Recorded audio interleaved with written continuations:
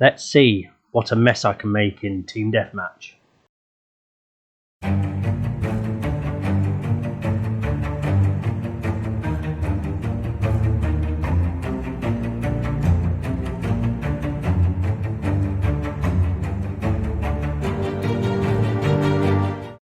Almond Railway. I quite like this for Team Deathmatch. Nice flanking routes, just stay out the middle of the map. Just stay out the middle of the map. You want to be doing a square around the outside of the map. Do not go in the middle. You know, it's madness. I think I'm going to use the ACWR. I mean, it is a shadow of the Battlefield 3 ACWR. For the people that were around for Battlefield 3 would know. You could put a silencer on it and it wouldn't affect bullet velocity or damage. So it was a really good silence weapon in Battlefield 3. It's alright in Battlefield 4, but not. It has many contemporaries that are better than it, but I still just kind of hang on to that Battlefield 3 version of it. So every so often I pick it up and play. It never really gets mentioned at all because Conquest and Rush are the traditional Battlefield game modes, but I honestly think that Team Deathmatch is massively underrated in Battlefield 4. You get good maps, but you get good maps with a shit ton of destruction. So the map as it starts the game, very often, especially if it's a tight game of Team Deathmatch, is nothing like the map by the end, because buildings are gone, everything's rubble, which there's kind of no other game that gives you that in a Team Deathmatch situation.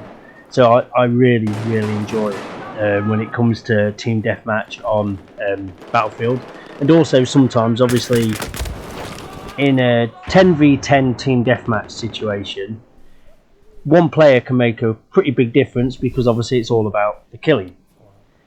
In Conquest and Rush, one good player, sometimes if you're in a bad team and people don't understand what they're doing, you can't make all the difference. You can make a bit of a difference, but you can't be the difference if you don't have the support team. So obviously when it comes to gaming, that's a level of like stress of like, oh my god, I'm having to try hard because other people are not really stepping up to the plate. So every so often I just drop onto Team Deathmatch and just go, I'll tell you what, I'm just going to run around killing, and it actually makes no difference because as long as I'm killing enough people, the team are killing enough people, we're going to win. You're not going to have, or like on Conquest, the sniper, laid down in the distance with a ghillie suit on, 40 times scope, who fires 7 bullets in a game that lasts 43 minutes. So, it gets sometimes frustrating. So I really enjoy the Team Deathmatch element, and I think a lot of players do miss out on it because they just think Battlefield, it's Rush or Conquest. Call of Duty is Team Deathmatch, but you really want to give Team Deathmatch a go when it comes to Battlefield. What is very important in Team Deathmatch is the field upgrade system. People miss it, people don't even talk about it, and to be honest, I spent the first year playing this game without even, realistically knowing it exists. But when you look into the field upgrades, so the 3 you can get as a standard, the offensive, the defensive, and the shadow, and then your 2 that's available for each class. If you actually unlock all 4 of the perks that are on each of field upgrade selection, makes a big difference, a really big difference to what you are as a player. So it's very important that you do get your field upgrades sorted and get them, going up. So obviously the first one you start with as default. Then when you do field squad-based actions, you get the second one, third one, fourth one. But by the time you've got the 4th one active, you're actually quite a bit stronger than when you've only got 1, especially if you know what you've got and you know how to use them. I mean, the shadow is, once you've got that unlocked all the way, you want to be flanking hard silence weapons because they're pretty much not going to know you're coming. But people rarely even talk about them. I would even be brave enough to say that 75% of players have not even moved it from the default. because I rarely hear anybody talk about it. The thing is, in a squad in team deathmatch, with them all aware of what their field upgrades are, all aware of what they need to do to rank them all the way up, and how to use them when ranked, that squad's going to be a nightmare to play against. You know, you're the recon sat there with your little motion sensor thinking nobody can get me, but you're completely and utterly unaware of the field upgrade system, and then somebody who's shadow level 4 basically walks past your motion sensor out ever showing up and drills you straight in the back. It surprises me how so few people even talk about it. Obviously, if you don't know, if you look at the screen there, you see like the green bar above the list of your name of squad mates next to your minimap. As you see, what you'd see is normally like an empty green bar with 3 sections. As you complete these tasks, one section gets filled. So when you've got one section's filled, you have 2 perks. 2 sections filled, you have 3, and when the bar's completely full, you you have all the perks. But the key thing to remember is, if there's a squad wipe, you lose 1 level of progression. So if you've only got like the 1 box full, so that means you've got 2 perks. If everybody squad wipes, you go back down to only having the 1. It's a tactical thing that I rarely hear or even see people discuss, but it is something that makes quite a legitimate difference when you know it's there. Also, another thing for team deathmatch, well, any game mode really, go into the options and make your mini map bigger, far bigger. I think I'm at 170, I think 175 it might be, 175%, so my mini map is way bigger. But the bottom left hand corner, it makes no difference to me. It's not blocking anything. It really isn't not blocking anything. But what it allows me to do, at a glance, without really straining my eyes, it allows me to have a quick look and see what is going on. It made an infinitely large difference to my gameplay and understanding of what is happening the moment I actually did that to my minimap. It is really is, I'd actually say, a large game changer. Just having it as a far bigger box, so you can just like literally look down and go, right, take the information in, look away, instead of straining your eyes trying to go, right, is that triangle bigger, is it smaller, is he above me, is he below me, what's going on, which direction is he facing? Make that little mini-map bigger, and you can literally just look at it and pick up all the information that you need. With Team Deathmatch as well, I know the medic class has the assault rifle, and obviously on these size maps the assault rifle is the not overpowered, because that's not correct, but it is the most versatile. So it's the weapon that you can take in and be good at close range, versatile, be good at long range. So the medic class is an obvious choice because it is the Slayer class. It is there, it's the front line class. But it's the engineers and it's the support class that is going to change the map. There, whether it's the RPGs or it's the C4, they're the ones that are going to basically make new routes for you. You know, 2 or 3 players have got a building lockdown and all you've got is medic classes. You've realistically got to toss frag grenades through the windows or use underslung grenade launchers, which are not optimal for the assault rifle performance, to try and break them out.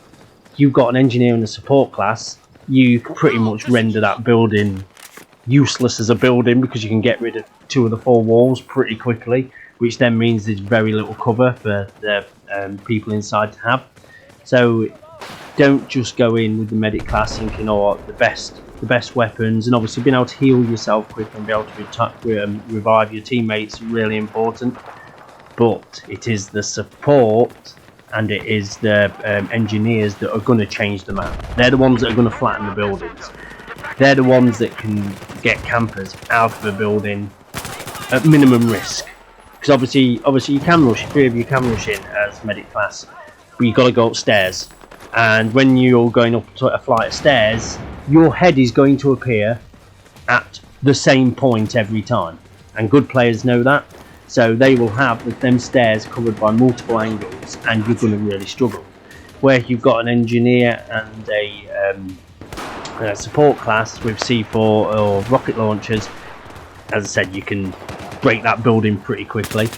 Also, when it comes to C4, always, if you're a support and you're looking to kind of go LMG and hold the building down, as a standard, if you're on the first floor, make sure you leave C4 on the stairs. On the stairs. So if somebody does get the jump on you, because, you know, let's be honest, if you're moving around, sometimes you will have time to, you won't die immediately. So if they're shooting at you from the top of the stairs, you can switch to your C4, trigger it, and then kill them. So that's important that you have it set up in advance to do so. So instead of, oh, I wish I did that, make sure if you're looking to be a passive support player using the LMG, you know, in what it's strong at, you know, just dishing out a load of bullets and getting, you know, 3,000 points in suppression awards, then just make sure behind you you've got that C4 on that stairwell. Just allows you to trigger it. People will look for the trip mines. They will look for the claymores. They're not so quick at looking for the little satchel of C4 that's on the stairs. So very often it will get you a fair few kills. Cool.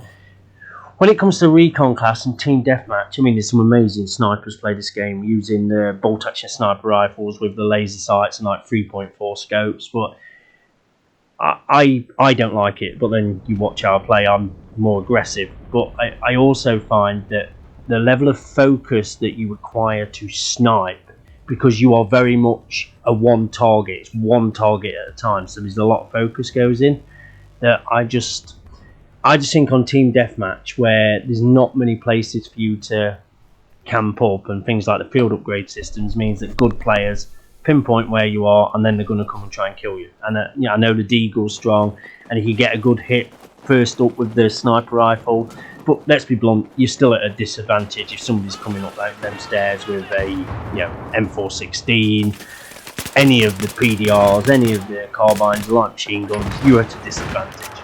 So when I do run recon class, and it is a legitimate class because of the spawn beacon and because of the motion detector, it is a legitimate class. I would tend to either go with DMR, because obviously spam sandwich. You can still beat assault rifles when that assault rifle runner's about 6 foot in front of you, just because you can dish them high damage bullets out quick. Or a carbine, because, yeah, carbines are not quite assault rifles, but, you know, let's be honest, at close range, what beats the MTAR? Not much. So it is just about balancing your play style to what is legitimately available in the game mode. So when it comes to team deathmatch, bolt action sniper rifle recon is not really the optimal performance for the recon. Siege of Shanghai has always been one of my favourite team deathmatch maps. Now, unlike other maps, you don't get the level of destruction to the extreme extent, but I don't know whether it's an hangover from the 2013 beta, which obviously was the Siege of Shanghai was the map, and I still cry to this day that you still can't get on the roof in team deathmatch like you could in the beta. But I just seem to understand it and get the flow of it, the spawn points, at what time they switch, and what the best way of playing this map is. Now, for me, the main building that you see that we're in now, so the kind of mall that everybody fights over, depending on which way you spawn, I always look to just do a U-shape around my side of the building. So I'll push halfway down one way and halfway down the other, but I will most of the time try and be on the outside, because obviously once on the inside it's a clusterfuck. You've got multiple floors, multiple doorways, multiple windows, so you open yourself to being shot. Where if you stay on the outside, obviously watching the map to make sure spawns haven't flipped on you, you're actually always meaning that out of the 360 degrees as a player, you know, I'd say 180 of them, you know, you're not going to get shot from. So it just allows you to concentrate on half, instead of if you actually go in the building, you have to concentrate on the full 360.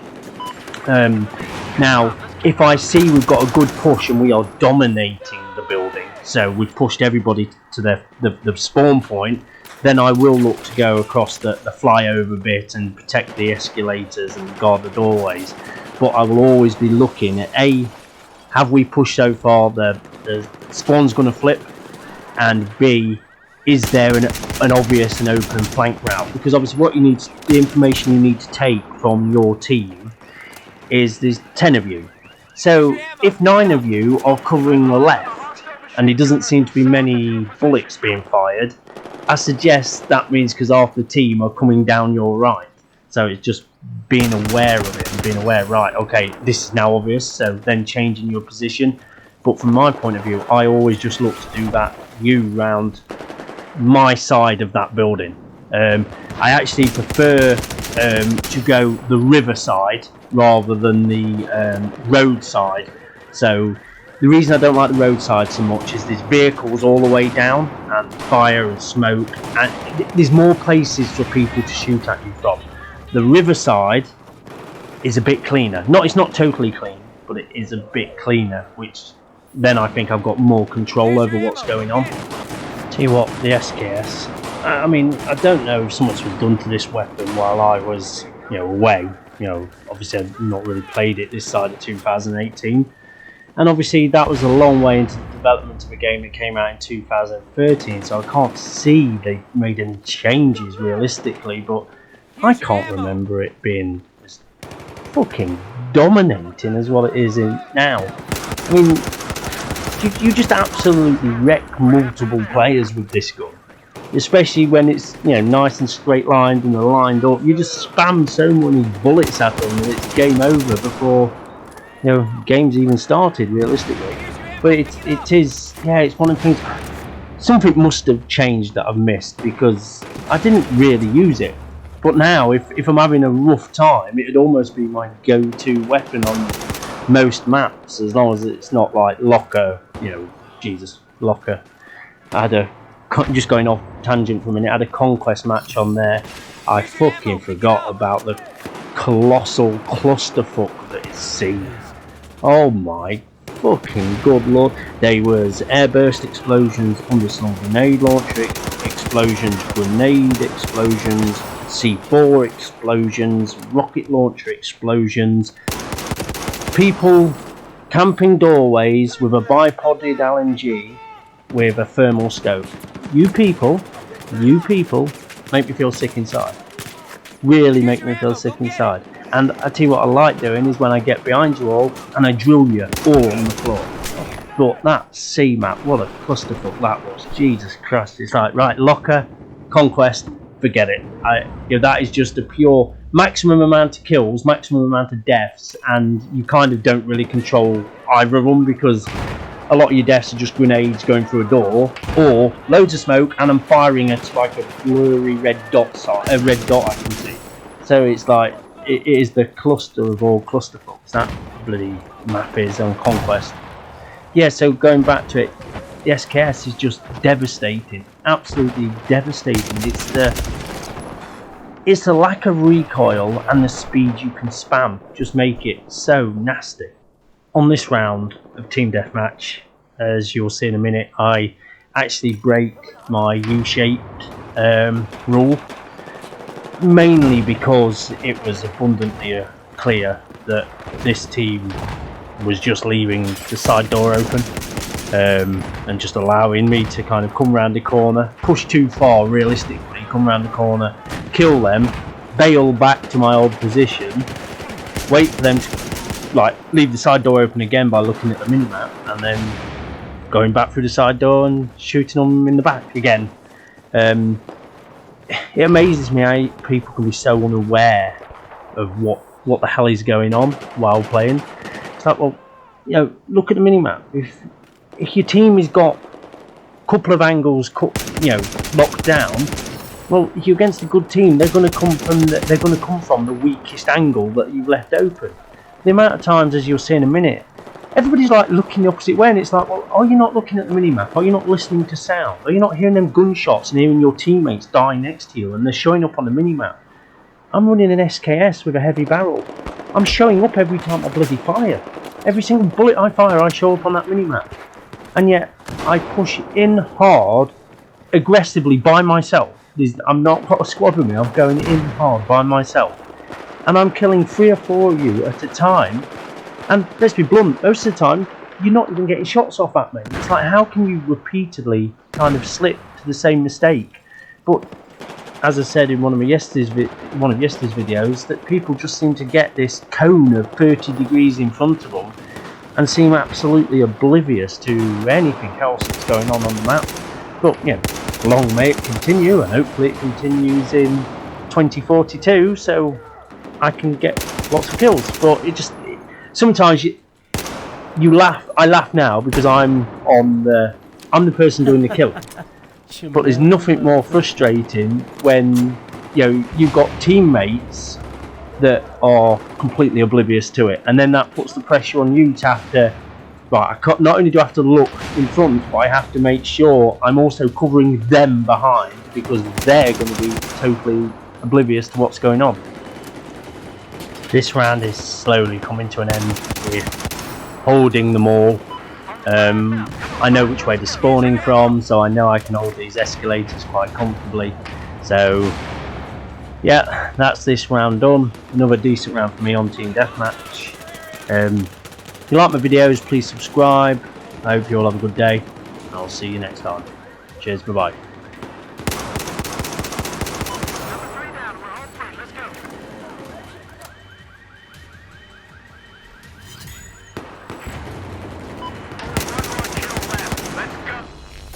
Shamo.